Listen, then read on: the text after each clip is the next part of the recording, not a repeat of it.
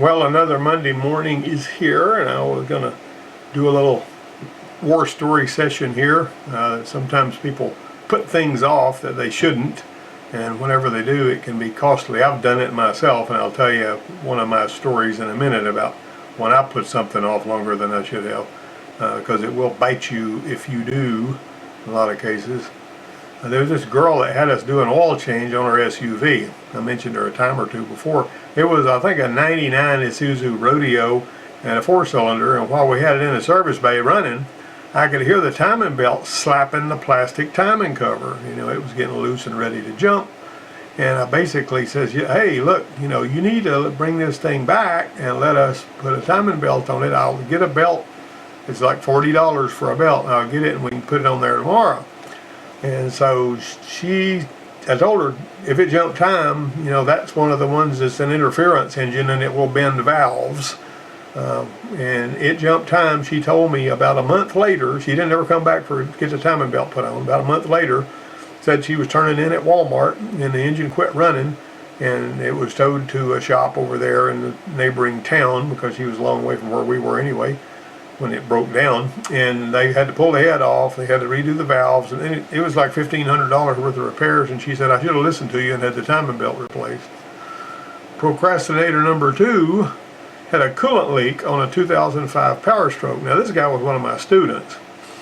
He was sort of a new student. He drove this Power Stroke. I showed him a crack in the degas bottle.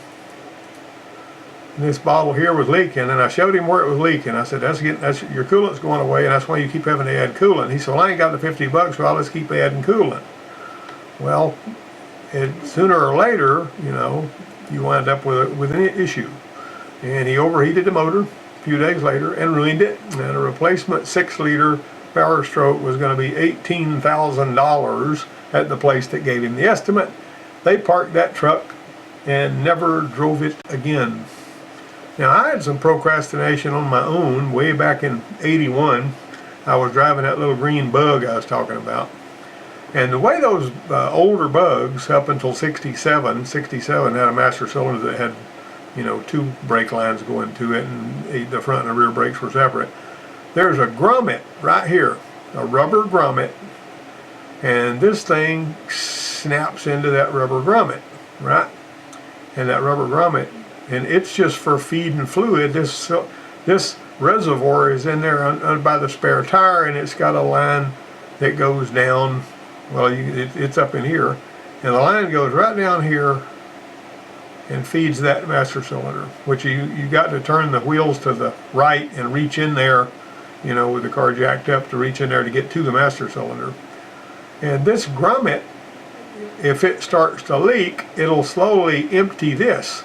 And I knew it had a leak, but I just kept saying, well, I'll get one of these grommets when I can. I was going to have to either have Dad send me one from his Volkswagen shop, or buy one, or buy a master cylinder or something. But one day, because I procrastinated, I pulled into the convenience store, and when I went to pull up there to stop, I hit the brake. It went all the way to the floor. I grabbed the park brake like a gunslinger, jerked that thing up. It broke the park brake cable because the park brake cable was old on that 66 Bug. And what happened was I wound up running into a newspaper machine. Now that's kind of what it looked like, but not exactly. I had AI draw this. The Bug was this color, but this is a 67 model based on those headlights instead of a 66. That's neither here nor there. I drove straight into that machine, smashed the machine something terrible, and it ducked the front of the car in just a little bit, crinkled the fender right here. So I went back home and I got chains and hooked it to the bumper supports and made a chain loop out here and hooked it over the trailer ball on my pickup, and I backed up pretty fast and went bam, and I snatched it back out so that it was like it should be again, instead of having the headlights pointing too far low. And did you know that that grommet in that master cylinder never leaked again after that? It changed the dynamics of that thing. Anyway, I thought that was really funny. But that was my own procrastination that caused that. You know, I should have known better than that. Some customers drive around with their brakes grinding and dry rotted tire slims. Everybody's seen those brake rotors that are so worn out that you can see the cooling fins and the surface is gone. I could have put a picture of that here. But sometimes they just don't have the money to do better. Sometimes they park the vehicle and drive a different one, and it gets weeds growing up around it. I've taken a lot of pictures of those things and shown them on here. Dripping water pumps. And one day there was a guy from South Africa that emailed me. He even typed with a British accent, and he said that his Mercedes water pump was leaking. He didn't have the money to buy a water pump because it was like a month's pay. He didn't even have the money to buy a kit to rebuild the water pump, which was available on that model Mercedes. And he asked me if there was what he might be able to do. And so I said, well, if you'll put a little bit of brake fluid in the radiator, you can watch that water pump stop leaking. But as soon as it stops leaking, you get all of that coolant out of there, all of that water, flush it out really good, and put fresh stuff back in there. And because if you just leave the brake fluid in there, it'll sometimes soften the seal too much and the leak will get worse. But as soon as it stops leaking, get all that water out of there. So he did that, and he sent me back the next day, and he goes, well, I did it, knocked me over with a feather, you know. But anyway, he was really thankful that he could just pour a little brake fluid in the radiator and fix the coolant leak like that. That's a filling station trick that I learned a long time ago. 2001 on 43 miles on this Elantra. The first visit, we did an oil change and a timing belt. And I had told her she needed to change this timing belt because, you know, it was something that it was time to change it. And so she let us do all of that. All right, 2 months later, she called and asked if we could replace her engine. I said, what happened? She said, well, the radiator started leaking. She actually told me she had bought a radiator, but that she fooled around and waited too long to have it put in there. It's kind of like that coolant bottle on that 2005 Power Stroke. It just kept, you know, she kept saying, well, I'll keep it full of coolant, and it got low and burned it up. And so she was calling us to ask us if we put a motor in it. I said, yeah, well, I guess we can put a motor in it.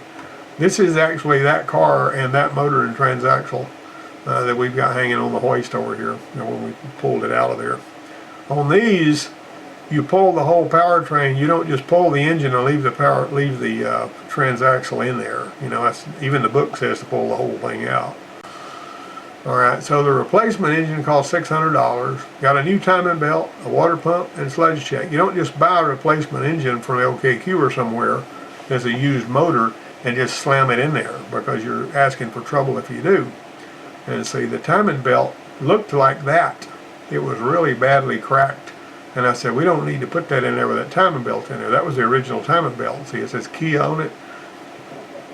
We popped out the timing belt, did a water pump, sludge check.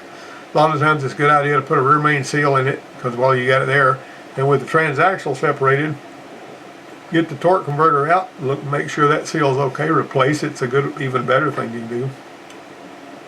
Pop it all back together, set it in there, hook everything up.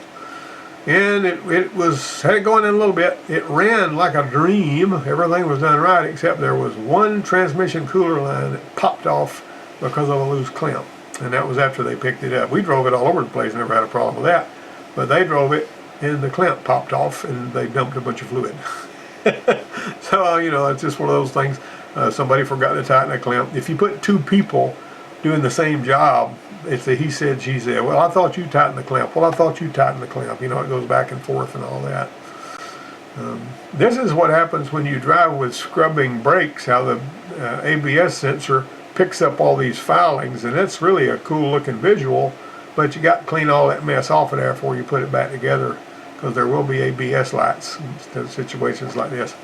We did an on-car brake lathe machining of the rear rotors on a German make BMW or Mercedes one, I forgot what it was. And we even made sure that the brake sensor was cleaned off and all that kind of stuff when we got through. But it had a ABS light and kept throwing a code for that wheel speed sensor. We didn't have time to really dig into it and find out what was wrong and what was causing that, because the person needed to take the car. They just wanted it fixed really quick, you know, and they never brought it back for us to do anything about that light. But they were really happy with the brakes, but they had an ABS light that they didn't have before we machined the rear rotors with the rotors on the car, you know. And the 4 and 3 valve spark plugs, you put those off for a little while, you're going to wind up with, you know, cutting up and skipping and all that. We actually did one of those things where we put some cam phasers and timing chains on one of these, and because it was cutting up and skipping and all, and then we did a scope, and it was out of line, the cam sensors, and on one of the timing, the sliders on the timing chain were coming apart and all that. We focused on all of that, but fumbled the ball and should have replaced the spark plugs while we were there. That was stupid, but just we got it going again. It ran really great when we test drove it and everything. The scope pattern looked good, with timing chain was new and all that, but it skipped a little bit more, and we wound up having to go back and put plugs in it. So we should have done that first time around, and that was my oversight there. I couldn't blame the student for that one. Well, this was a house call on a 2000 F-150. Initially, the junction box damage was caused by this junction box. It had all of this junk in it. And whenever the water drips from the windshield, it drips on that junction box in these F-150s, the ones that are like the 2000 vintage and up a few years after that. Like 97 up to about 04 or something. Anyway, the long and short of it is, we actually, when you pull that back and you see all this green crud in here, you're going to usually be chasing lots of really weird electrical problems. I've seen them do all kinds of stuff. This one here was killing the battery. So we replaced the junction box. Said, get your windshield resealed. Windshield people can handle that for you. He put that off.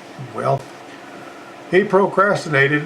When he had a theft light and a no start, the theft light was blinking and real fast, blink, blink, blink, blink, blink, blink. I could have built an animation for that. This was at home, and I went by his house to look at it. Turned out it wasn't the junction box, and it had good battery current in the battery. But when I went to the hot side of the injector and I measured the voltage there, this will blink if the engine controller is not powered up. And the theft system on a Ford can be in the engine controller, it can be in the instrument cluster, it can be standalone, on some of those earlier models. This one here, it was built into the instrument cluster. The instrument cluster wasn't able to talk to the engine controller because it wasn't powered up. So I went looking for that, and I see this very, very faint little light right here. That's all the voltage I was getting to the red wire that was feeding the injector. And I said, well, there's a problem right there. So I checked the feed to the power relay that feeds the hot side of the injector. The battery looked good. This looked really good. So I said, we got good power coming in. Turned out we had a relay with dirty contacts on it. And this just kind of happened, So I replaced the EEC relay, and I got this from the injector feed, the red wire. It was nice and bright then. The theft light went off, the engine started, and we were in good shape again. But that's an example of how, if you see that theft light blinking, it's not always a theft problem. It can be a PCM that's not awake because of a blown fuse or something. Some of the power strokes, because of the 7.3 power strokes, had a fuel heater in the fuel filter right in the middle of the top, and that fuel heater would short out and it would pop the fuse that was feeding the PCM, and it would confuse people into thinking something else was wrong and all that. This was the ultimate price right here. This guy drove his 94 Suburban skipping for a long time before he had us do exploratory surgery to find out why. Well, it had blown a gasket between two of the cylinders, and this was the result. It destroyed the cylinder head. That's enough to where you couldn't machine that away. And it destroyed the block. Look at that. It actually burned out some material there. Now somebody could have welded that up and filed it down flat and maybe cobbled something together to make it work. But if you're somebody that's going to have to guarantee your work, it's just a whole lot better to tell the customer, look, I'm sorry, there's no good way to fix this. Now, if you were out in the middle of the desert somewhere and this was the engine in your tank and there was enemy coming, you'd have to, pack something in there to make that thing work and put it back together. Or if you're working on a PT boat in World War II, you couldn't even get gaskets. You'd have to handle the gaskets real careful and, cobble it together and make everything work with hose clamps and tape or whatever. But in this particular case, this procrastination and just keep on driving it, skipping, and I'll have it looked at later, will cause that guy to need an engine. Alright, we've been here for about 15 minutes. I hope this video wasn't too short. Maybe you had time to watch it all. And I hope you guys have a really great week. And hey, let's be careful out there. And I'll see you next time.